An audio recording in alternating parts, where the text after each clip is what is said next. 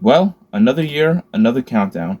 Hello everyone, it's Hooded Maniac 360, and today I'm going to be ranking every movie that I saw in 2025 from my least favorite to my favorite. Now, yes, I didn't really make that many videos this year. I took a big break and stuff. But I did still see a lot of good movies and a lot of not so good movies.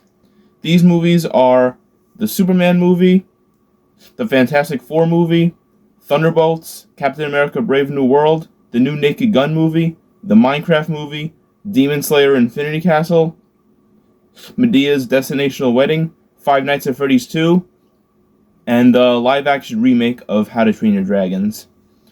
So, here we go. Coming in last place is easily the Minecraft movie.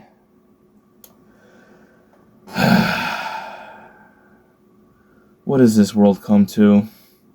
I remember being like 12 and really wanting a Minecraft movie. Then when it got announced, I was ecstatic as hell. Then I saw the first trailer and I was like, oh no. I could not believe what I was seeing. Then it turned out to be what I was afraid of. A joke. A fucking joke. This film was just one big meme, and that's sad. The story was generic, the characters were forgettable. They even confirmed that the sequel will come out in 2027. I already know what's gonna happen.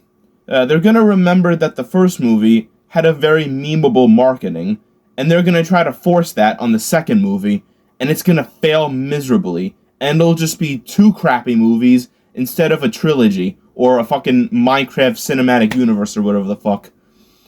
Either way, the Minecraft movie still sucks. 4 out of 10. Coming in at number 9, I have Captain America Brave New World. Now, the MCU has been in a little bit of trouble throughout the 2020s. They've been putting out either really bad movies or Disney Plus shows that no one cares about.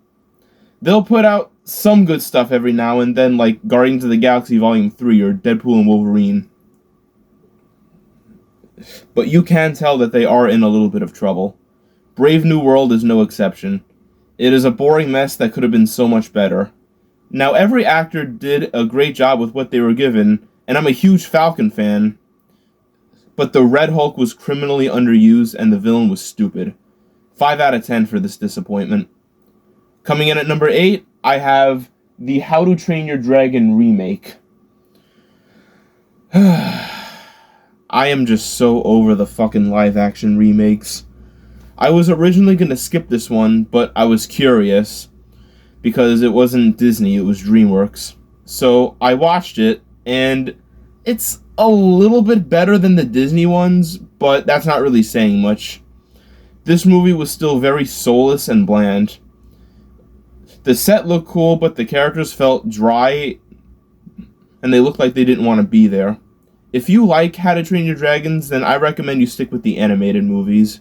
5 out of 10. Okay, now we're getting into some of the good stuff. Coming in at number 7, I have Fantastic Four: The First Steps. This is a film that I've seen people say is awesome, I've seen others say is alright, and I've even seen a few people say that they didn't like it. I personally enjoyed it. It's not my favorite film in the MCU, far from it actually. But I thought that they did a great job introducing the Fantastic Four. I thought it was interesting that they introduced Galactus for their first movie instead of using Doctor Doom for the millionth time. And Galactus was a huge threat here, actually. The characters were well done here too, especially the Silver Surfer. I liked what they did with him. I also liked that Reed Richards and Susan chose not to give their baby to Galactus, and the world hated them. I thought that was a very smart decision that the movie did. I'm glad that they did that. And I haven't seen the Fantastic Four movies from the mid-2000s since I was like 9 or 10. And I've actually never seen the crappy one from 2015. Or that really shitty one from the 90s. So I should probably work on that or something, or not. I don't know. I don't know if I should see those movies or not. But overall, I like the Fantastic Four: First Steps. I'll give it an 8 out of 10. Coming in at number 6, I have Five Nights at Freddy's 2. I remember watching the first film like 3 times. The first time I liked it, the second one I was a little indifferent to it, and the third time I liked it again, and I still like it. The second one, I really enjoyed it. I do not get the hate for it at all. This movie has better acting, better pacing, they upped the horror, and it's based off the second game, which is actually my favorite game in the franchise, so I'm a little bit biased here. I also thought that they did a better job with Vanessa here, and her nightmare scene was fucking awesome. I also really like the toy animatronics, especially the puppet. Now, as a FNAF 2 veteran, the puppet was both tedious and scary. But here, the puppet was horrifying. I mean, they really did a good job with her. So yeah, if you like the first film, then you'll like this one. If you really like the FNAF 2 game, then you'll love this one. Overall, it's an 8 out of 10. Coming in at number 5, I have the Thunderbolts.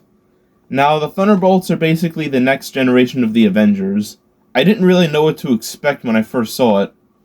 But anyway, I actually did really enjoy it. It took side characters from projects from Phases 4 and 5, and some new characters, and they brought them together to become a new superhero team. And they actually did stuff with them. For example, they took Yelena, whom was Black Widow's sister. They had her struggling with both living and accepting the fact that Black Widow was gone. But I think the most interesting character in this movie was Bob. Now, Bob was an ordinary guy who had a horrible childhood. His dad was an abusive asshole, and everyone told him that he was worthless.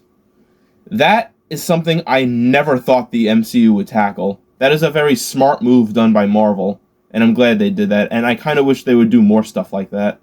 So yeah, overall, I really enjoyed this film. Thunderbolts is an 8 out of 10 for me. Coming in at number 4, I have Medea's Destinational Wedding. Alright, so I've mentioned thousands of times on this channel that I like the Madea movies. And yeah, they're not for everyone. I personally love almost all of them. This one was another great one. So in this one, Medea's niece was getting married, and the whole family went on vacation for the bachelor party and the wedding, and a lot of funny stuff happens. If you're a fan of this type of humor, then I recommend watching it. If not, don't even bother. Overall, it's an 8.5 out of 10. Coming in at number 3, I have the new Superman movie. Now, I'll be honest, I'm not really the biggest fan of Superman. I watched the original 4 movies and Superman Returns a few years back, and I found them all very boring. I did, however, enjoy Man of Steel, but I hated Batman vs. Superman. This movie I really enjoyed. I liked the new Superman, I liked the Justice Gang, and I thought Lex Luthor was done better here than he was in Batman vs. Superman. It's a little campier than Man of Steel, but it's done way smarter and definitely has more mature moments, despite it being directed by James Gunn. No offense to him, but his style is usually very comedic. And yeah, this movie definitely did have some comedy. But overall, I can definitely say that this is my favorite live-action Superman movie. I'm going to give it a 9 out of 10. Coming in at number 2, I have the new Naked Gun movie. I'm a huge fan of the original Naked Gun trilogy, and I thought this was a great addition to the franchise. In this film, the main character was the son of Frank Drebin, the main character from the original trilogy, and he has to solve a big crime just like the first film. This film was fucking hilarious. I especially like the scene where one of the villains was spying on Frank Jr. and his girlfriend with the see-through binoculars, and it looked like they were having sex, but instead they were just making a turkey. And then Frank Jr.'s dog came in and just... It worked so well, just like the first movie. And I was dying at the snowman trying to kill them. You know, this film was directed by Seth MacFarlane, and you could tell that this was a fucking passion project. Seth MacFarlane is a fantastic writer. It's just he needs to work on stuff like this and The Orville instead of just Family Guy. Overall, this was fucking amazing. It's still not quite as good as the original trilogy, but it's still great. I'm going to give it a 9 out of 10. And finally, coming in at number 1, I have Demon Slayer Infinity Castle Part 1. This was a fucking masterpiece. Holy shit. I already read the manga, so I already know what happens, but seeing the actual animation, it was fucking better than I thought it was going to be.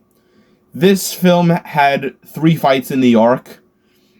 It had Zenitsu versus Kaigaku, Shinobu versus Doma, and my personal favorite one, Tanjiro and Giyu versus Akaza. Now, yes, it does do that annoying thing in most animes where a character would talk in their heads mid-fight, but honestly, I don't give a fuck. This movie was amazing. The characters were amazing, the action was amazing, and holy fucking shit, Akaza's backstory was heartbreaking. 10 out of fucking 10. And if you were wondering, no, I didn't see the Chainsaw Man movie, but I do plan on it. I just finished season 1 not too long ago, and it was pretty good. Alright, you guys, I hope you enjoyed this video. Please leave a like, subscribe, comment down below what you want me to review in the future. Follow me on Twitter. And as you know, I'm going to be reviewing stuff outside of movies this year and beyond. I was thinking about reviewing some more video games, reviewing certain fictional characters, and maybe even some albums from my favorite bands. So you guys have that to look forward to. Until next time, guys, let's make 2026 a good one, and I'll see you in the next video. Peace out.